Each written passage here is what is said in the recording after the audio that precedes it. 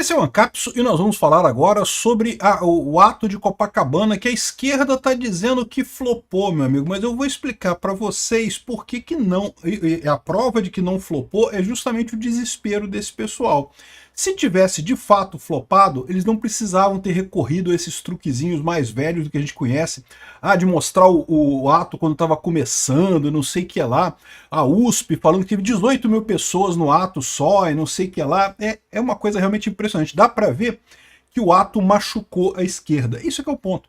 Quantas pessoas tinha? Cara, não interessa quantas pessoas tinha. Tinha gente pra caramba. Tinha muito mais gente que o Lula nem sonhou em um dia conseguir reunir na rua de forma espontânea, convidando o pessoal.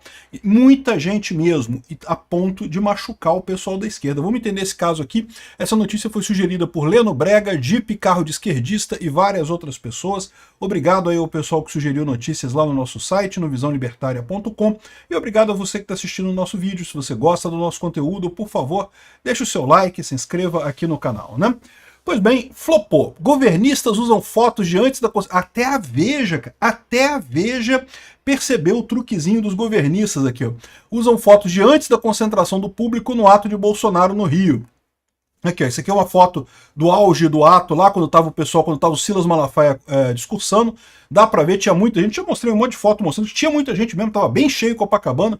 Copacabana, gente, é muito grande, para quem não conhece, para quem nunca viu em Copacabana, é muito grande, são 4 pistas, aí tem uma calçada grande, 4 pistas, outra calçada, mais 4 pistas, é enorme a orla de Copacabana, ainda tinha gente até na areia aqui, encheu muita gente mesmo, né? Aí tá aqui, ó, Humberto Costa, os bolsonaristas não vão querer que você veja essas imagens, prometeram tudo e não entregaram nada. O truque dele pegou, evidentemente, uma imagem logo do início do dia, quando o pessoal ainda estava chegando lá no evento, né? Evidentemente que antes do pessoal chegar, e também depois que o pessoal vai embora, uma hora você vai ter a região vazia, né? Mas aqui, ó, o Humberto Costa botou isso daqui.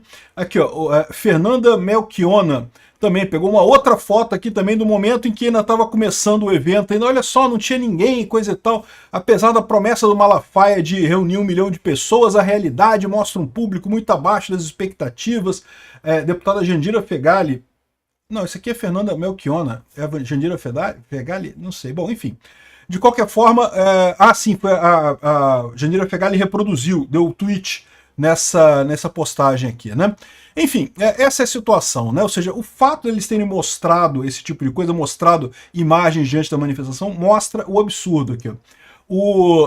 A USP, aqui, ó, ato do ex-presidente Jair Bolsonaro reuniu 18 mil pessoas em Copacabana, menos de 2% do público previsto, de acordo com o levantamento feito pela USP, né? Bolsonaro e aliados chegaram a prever a presença de 1 milhão de pessoas na manifestação e coisa e tal, mas teve 18 mil pessoas, segundo a USP, né? Cara, muito cheio isso daqui, muita gente mesmo.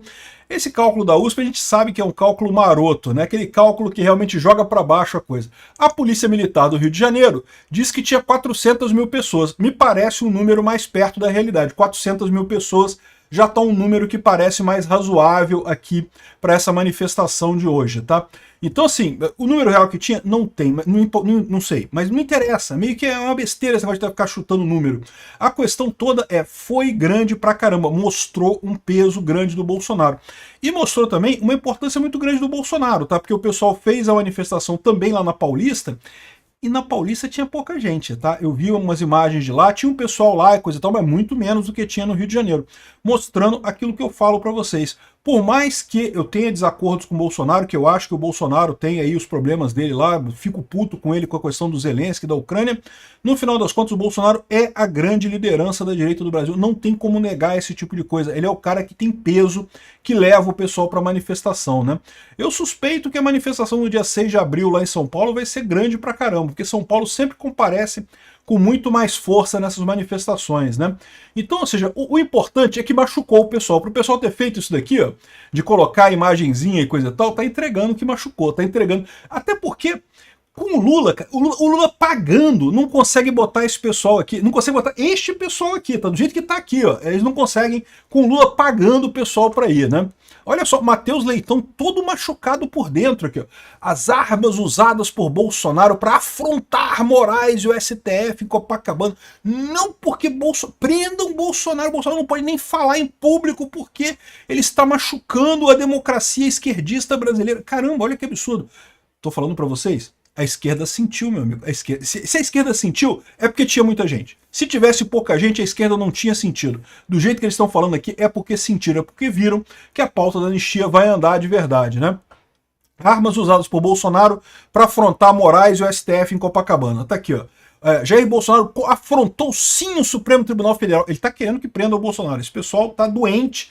Por quê? É o desespero deles. Eles sabem que Bolsonaro ganha a eleição em 2026 e mais do que isso, faz quem quiser, faz o ganhador em 2026. Mesmo que prendam o Bolsonaro, que tornem ele inelegível, que façam um diabo com ele, ele define quem ganha as eleições de 2026. Aqui.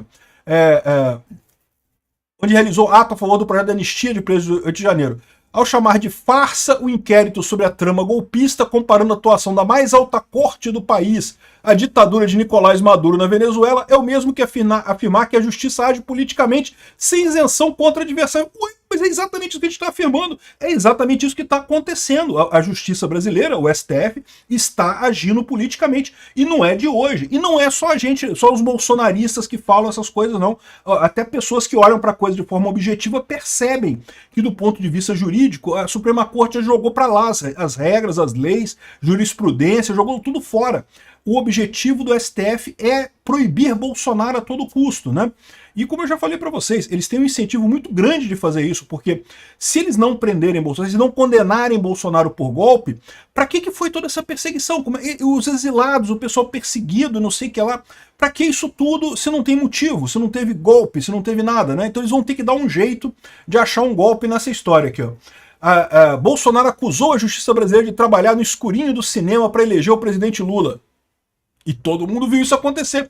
No momento que descondenaram o condenado, que pegaram o Lula, tiraram da cadeia e botaram ele na corrida presidencial. E botaram o dedão lá na balança, lá no TSE, fazendo a propaganda. Qualquer coisa que fosse falada pela direita era considerado fake news. Coisas que não eram mentira, que não eram fake news. Por exemplo, a proximidade do Lula com Maduro, as falas do Lula sobre o aborto, Lula e Daniel Ortega. Não são mentira, nada disso é mentira, tudo isso é verdade, mas era considerado fake news pelo TSE. Ao passo que o Janones falou que Bolsonaro ia cortar o salário mínimo, que não sei o que lá, ia cortar o 13º, inventou um monte de coisa, lá falou um monte de mentira, e até depois proibiram ele, mas só muito tempo depois, né? Era 2 pesos, 2 medidas. Alguma coisa que favorecesse o Lula ficava o tempo todo. Prejudicou o Lula, corta imediatamente, proíbe imediatamente, bloqueia os usuários, bloqueia todo mundo. Bolsonaro está correto. De fato, o STF agiu politicamente nisso daqui, né? Aqui, ó. Como se não bastasse as declarações, o ex-presidente afirmou que Alexandre de Moraes, ministro relator do inquérito, inventou a historinha do golpe e usou seu poder como magistrado de forma mas tão abusiva que levou um dos presos do 8 de janeiro à morte. E foi exatamente isso que aconteceu. Ninguém questiona que a perseguição do Alexandre de Moraes contra o pessoal do 8 de janeiro é absurda. É totalmente fora de qualquer padrão da justiça brasileira. Por quê? Porque virou um julgamento show. Ele quer passar uma mensagem, ele quer dar um showzinho lá de que olha só, quem faz isso a gente bate pra caramba e acabou matando uma pessoa. O Clezão morreu na cadeia, sob a direção do Alexandre de Moraes. Não tem como negar esse fato, né? E aí fica o pessoal assim, não, que não sei o que lá, que as armas... Bolsonaro está afrontando o STF. É o que eu falo para vocês. O importante é tirar dessa coluna do Miriam Leitão. Ele é filho da Miriam Leitão, né? Ele é o Matheus Leitão. O importante de tirar daqui é que bateu o desespero. Eles viram que a anistia deve passar no Senado. Um monte de gente em Copacabana. Vai ter também em abril, vai ter em São Paulo, vai ter um monte de gente na Paulista também lá em abril. Eles sabem que nessa situação a anistia vai passar no Congresso. E passando no Congresso a anistia, a história fica totalmente outra, né? Porque, de novo, o Alexandre de Moraes está querendo forçar essa história toda para prender o Bolsonaro. Até o caso da anistia, o Bolsonaro falou sobre isso no discurso dele lá. Não, botaram penas enormes no pessoal do 8 de janeiro para poder botar em mim uma pena maior ainda. Essa é a ideia, né? A ideia deles é fazer esse tipo de coisa. Mas é uma crueldade com essas pessoas, né? É um absurdo realmente. Eu sou sincero com vocês. Eu falei desde o início que eu acho que essas pessoas que fizeram o 8 de janeiro têm que ser punidas. E tem que ser. Elas quebraram coisa, fizeram um monte de coisa, elas não deveriam ter feito aquilo. Aquilo atrapalhou a direita. Não deveriam ter feito aquilo ali. Mas é lógico que essas penas de 17 anos de cadeia são absurdas, não tem lógica nenhuma. Tem que fazer anistia mesmo, né? Enfim, governistas criticaram o ato do Bolsonaro pedindo sem anistia aqui. Tá vendo? Doeu no pessoal. É o que eu falo pra vocês. Esse pessoal achava que tirar o Bolsonaro do poder ia acabar o poder do Bolsonaro. Não acabou. Eles estão achando que não, tá inelegível, não, tá não sei o que lá, acusado disso, acusado de golpe. Cara, nada tira o poder do Bolsonaro, porque o poder do Bolsonaro vem de baixo pra cima. São as pessoas que apoiam o Bolsonaro no final das contas. Esse pessoal vai se ferrar no final das contas, né? Aqui, ó, tá aqui os anistia seria preocupante e mau exemplo, dizem juristas do Brasil 247. É lógico que o pessoal do Brasil 247 está preocupado com isso.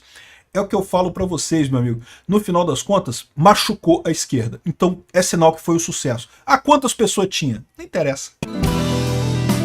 Obrigado por assistir o vídeo até o final. Além de curtir, compartilhar e se inscrever no canal, considere se tornar patrocinador com valores a partir de R$ 1,99. Clique no botão Seja Membro abaixo para saber as condições e vantagens de patrocinar o canal. Mais informações sobre o nosso projeto, visite os nossos sites indicados na tela.